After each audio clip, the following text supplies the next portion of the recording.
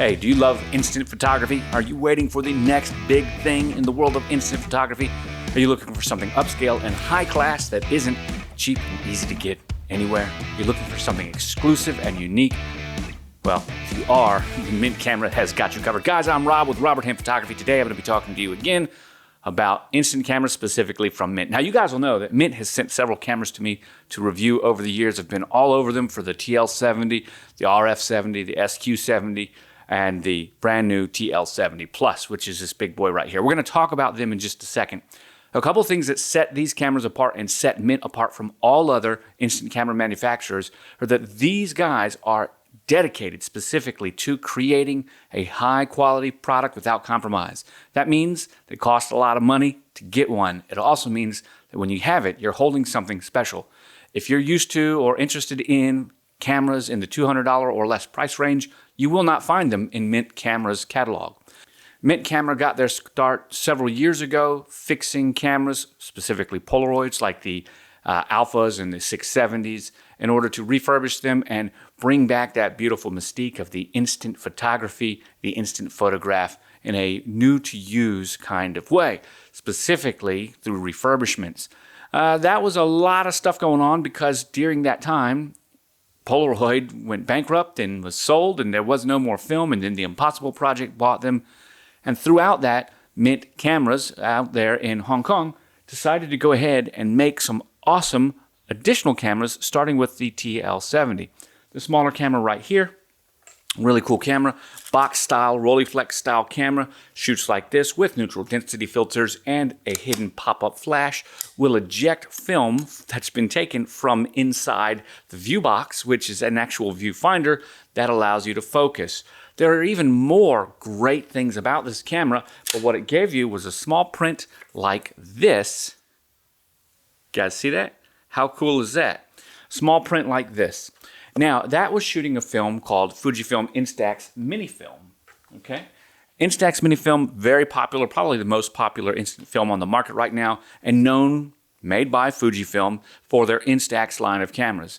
Instax cameras have been out for, goodness, 1990s, 99, 98, 97, somewhere around there. 99, I think, is when I first started becoming aware of them and started shooting with them. And the thing about them was great little cameras, inexpensive, no focus. What MiNT Camera brought to the game was an awesome design that was unique and reminiscent of a camera you might have used back in the 1950s that worked like a camera you would use in the 1950s with some modern day accompaniments. They also gave you the ability to focus. That was number one. You can't focus most Instax film cameras. In fact, other than the hybrid cameras made by Fujifilm, you cannot focus an Instax camera, a Fujifilm Instax camera. It is zone focus. It doesn't have manual focus. It's either closer than your arm's length and arm's length to about 12 feet and at 12 feet to infinity. And if you forget to change that focusing mode, either a dial or a ring or a button that you might press that would automatically move the focusing motor, in the instance it had one, like the Mini 90, then your image is just going to be out of focus. Many times this didn't really matter because Fujifilm used such a small aperture, usually between f12 and f22, that most of your stuff would be in focus no matter where you were, except for the things that were really far, far away.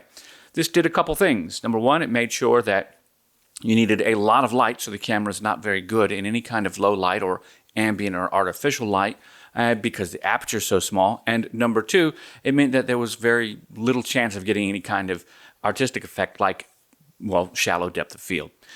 MiNT solved that problem, number one, by giving you that focusing ring on the original TL70, as well as giving you the ability to choose apertures. On the TL70, you can choose an f5.6 all the way up to f22, and it is an aperture priority camera specifically. That means that you choose the aperture.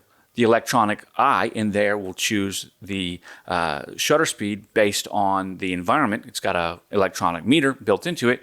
And then you have control of +1 or -1 stops of exposure control override.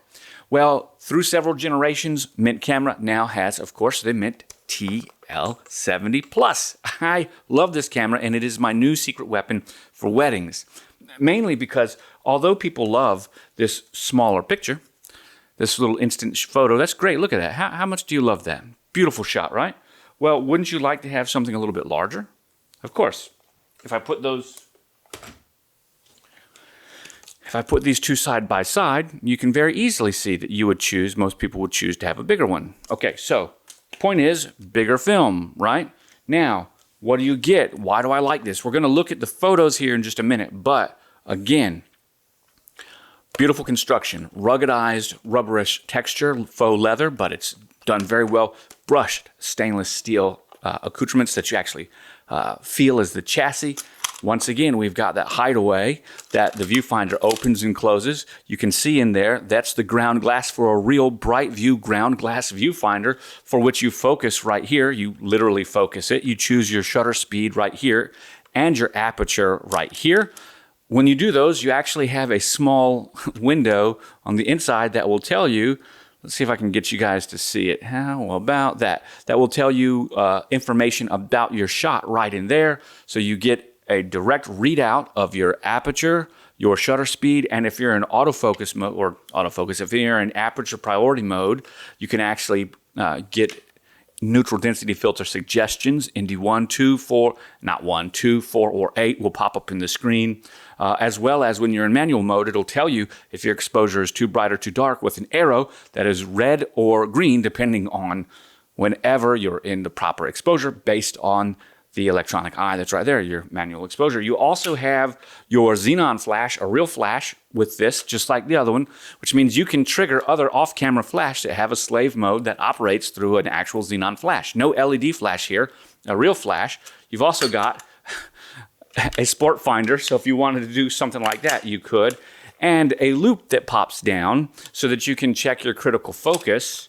And oh, by the way, eject buttons on the side, as well as your shutter button right here, so you can do multiple exposures with a tap for quarter 20 thread so that you can add not a quarter 20, but you can add a cable release. There's so much going on with this, and I didn't even suggest that, yes, the neutral density filters are built right into it.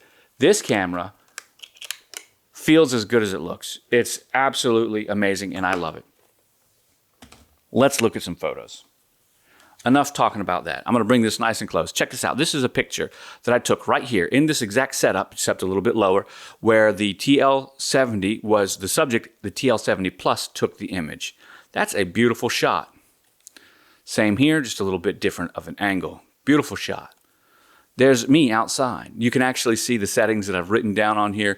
In this particular shot, it looks like TL70 Plus, Auto +1, f5.6 at ND8.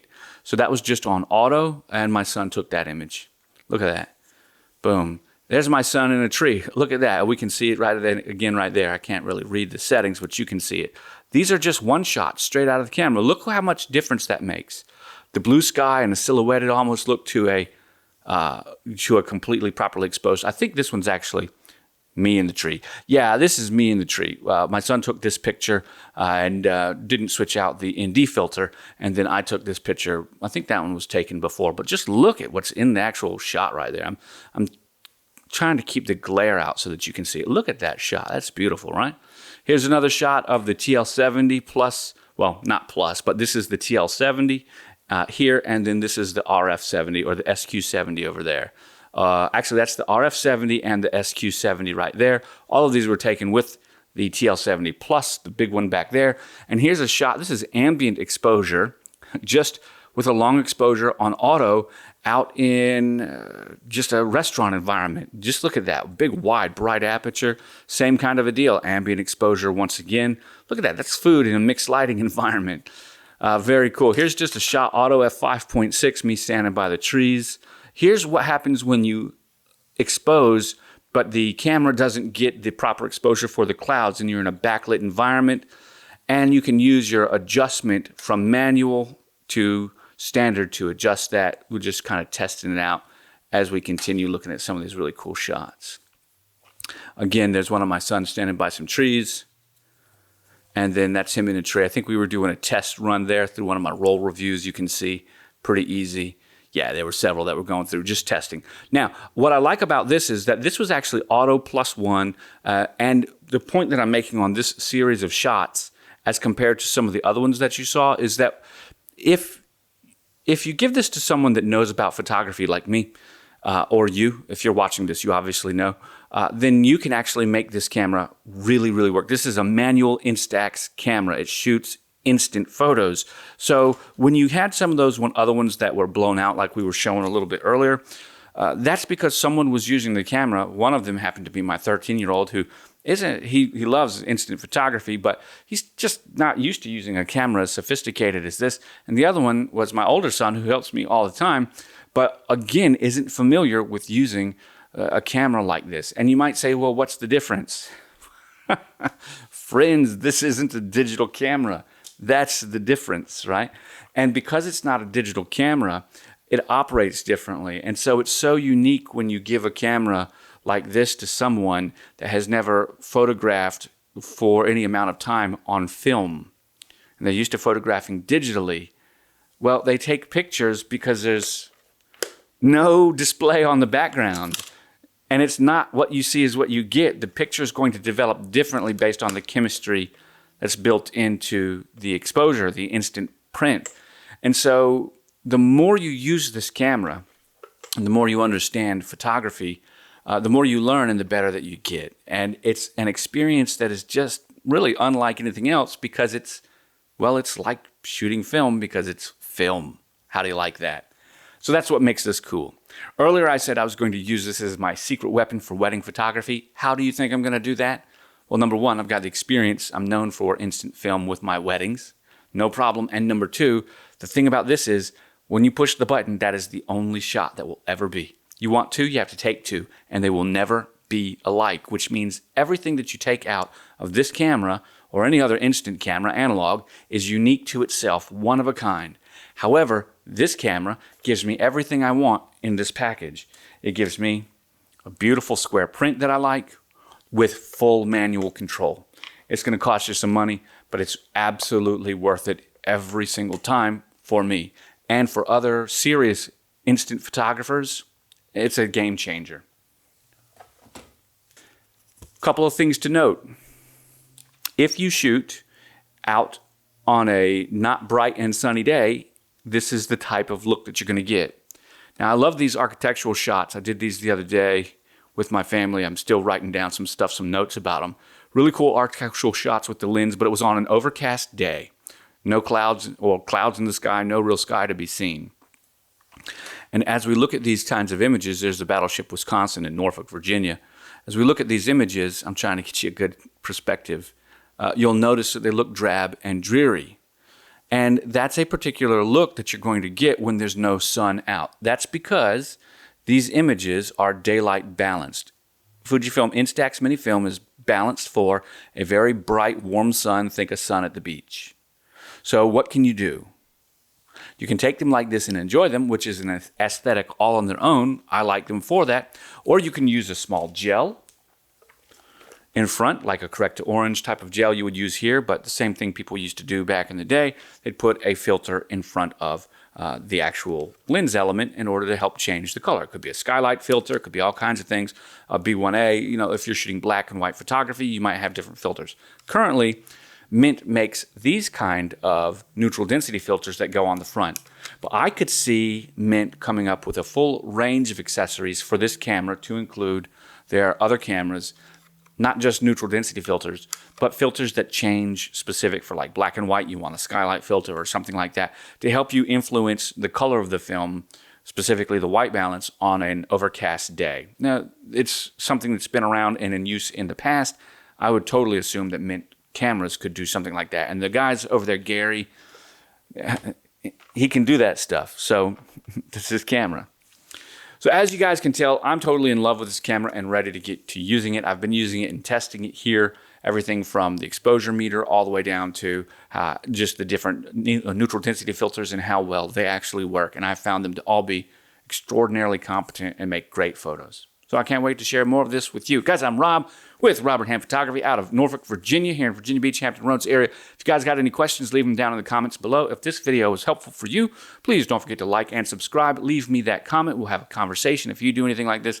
And use those Amazon links if you want to help support the channel. I'll get a little bit based off of whatever you purchase, even if it's just cereal or detergent. Guys, thanks for watching. I'll catch you all on the flip side. Bye for now.